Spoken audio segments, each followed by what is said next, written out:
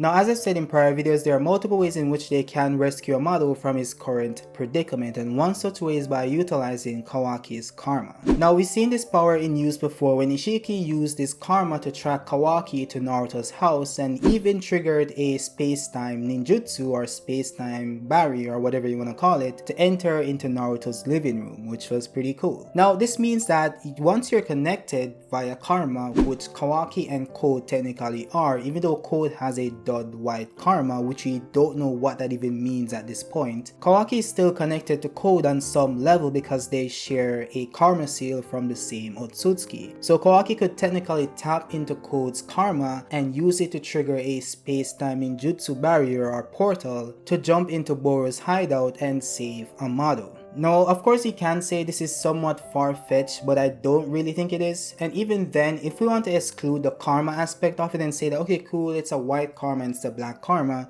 so they can't resonate in the same way Ishiki or Jigen resonated with Kawaki's black karma since they both shared a black karma. Now, that in and of itself is a stretch, but I'm going to facilitate the argument because I know people will make that argument and say, okay, cool, we don't know for sure on either side, but let's say we ignore that premise. If we go back to the Baryon mode versus Ishiki fight where Ishiki touched Naruto's neck and sensed that his chakra was connected to Kawaki's, he was then able to summon Kawaki to the battlefield using his space-time ninjutsu. Now again, you could argue that Kawaki should be able to do the same thing if he has some knowledge or grasp over Ishiki's abilities or just the abilities of karma itself, because these abilities when it comes to like space-time ninjutsu seems to be like a base ability for each karma, because Boruto has the same thing, Jigen has the same thing, Kawaki has the same thing. Now the only person who's an outlier here is Code because he has a white karma, he can't absorb chakra, and he doesn't have the same space-time ninjutsu ability as Boruto and Kawaki, but he does have something similar in the claw marks. Now whether Code has the same abilities as the black karma is kinda irrelevant because Kawaki's power is not dependent on what Code has. Kawaki can still summon Code to wherever he wants to summon him by simply connecting to his chakra. And we know Kawaki can connect to his chakra because they both have Ishiki's chakra within them, because they both are using the power from Ishiki's karma seal. So it would make sense that Kawaki can connect to Code through the karma using the power within the karma as in Ishiki's chakra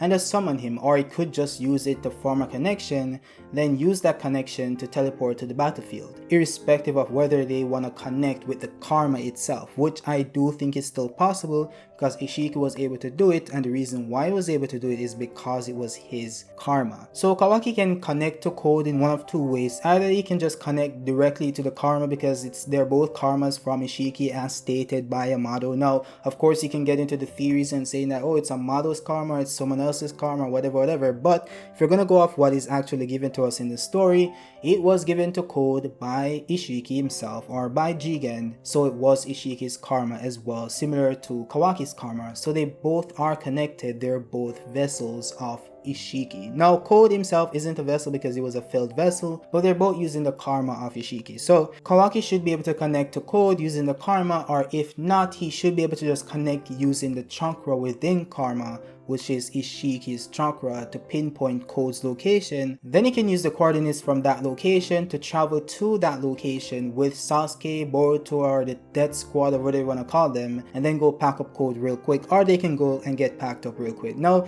Shikamaru probably tag along, and Code did promise to put him in a body bag, so I think that might happen if Shikamaru goes along. I've actually been predicting a Shikamaru pack for at least 2 to 3 months now. It's been pre-rolled since like January probably, to be honest. So I think it's gonna happen. I think it's definitely gonna happen in like the next 2 chapters. Code did promise it. Shikamaru has become way too prominent in the story for some weird reason, and I think sometimes when that happens, most of the times when that happens, that character is about to get packed up or promoted. So I doubt it's either Shikamaru is gonna become a Kage or he's gonna become, what should I say, a corpse. So pick one. He's gonna become something. I doubt it's gonna be Okage. So we might be smoking a Shikamaru pack soon, but aside from that, I do think that Kawaki can travel to that location and then he can get into a fight, or we might see like the power scaling mechanic here. I do have a video scaling Code. It's called No Limiter Code or Limitless Code Explained. It's on the channel, you guys can check it out. Tell me what you think about it in the comment section and all that jazz. I explain like the difference between Code's karma and Kawaki's karma and why I think Code scales above or why Kawaki scales above. And I explain the narrative reasoning behind it and the logical reasoning behind it, and it kind of contradicts each other in some sense. But at the end of the day, if we go off the narrative and the lore and some logical inferences and also some statements, Code should technically be above Kawaki. And if you actually scale Kawaki correctly, and I think this is solely based on the fight he had with Borushiki, people tend to downplay Kawaki because he was somewhat relative to Borushiki. And as I've explained in multiple videos before this one, I think it's because, as Code explained, the battle experience enhances the power you gain from karma, and I think we can make like a logical assumption that the Otsutsuki themselves, being in control of that body, will be able to pull on more battle experience and more knowledge because they have access to it, because they are the Otsutsukis themselves. So let's say Boruto is in control of his body, wouldn't be as strong as, let's say, a Momoshiki being in control of his body. So if Boruto was the one who was fighting Kawaki in his Kawashiki state, he would have gotten absolutely washed by Kawaki because he has the stronger Otsutsuki. But because it was Momoshiki in control, he was able to pull on more power from the karma than Kawaki is able to pull from his karma. So Momoshiki is more flexible, more agile, more able to keep up with Kawaki's level of power, as opposed to what a Boruto would be able to do. So that's just my analysis on it. I think it makes sense. You guys can tell me what you think about it in the comment section. As I said, I have an entire video on it. Of course, you guys can go comment on that shit. But yeah, I also posted a video about 2 days ago. Yeah, I spoke about Boruto's little thing there. He might be the one who teleports the location because Sasuke is always tagging along with Boruto. He doesn't care about Kawaki. Of course, he's gonna use Boruto's space time ninjutsu, give Boruto the coordinates because Sasuke knows the coordinates and all that jazz. I explain all of that in the video, so you guys can go watch that video if you want to hear about it. I also have an Ada video that I think Ada is gonna be the one to save Amado. I think that's possible. I don't know. I probably put out that video before this one, so I don't want to spoil it, or I think it would make sense I would spoil it if I put out this video before that video. But yeah, either way, I'm not gonna give out the juice on that one. I think it's pretty simple. So once I said Ada, I think you guys can pinpoint where I'm gonna go with that logic. But you guys will have to wait on the video to actually see if you're right on that guess. But yeah, I think Ada can save him. I think Boruto can save him. I think Kawaki can save him. And I also think that Amado can save Amado. I'll probably do a video on that as well. I'm a little tired right now, but no, we should see what happens. But all in all, guys, let me know what you think about the theories in the comment section down below.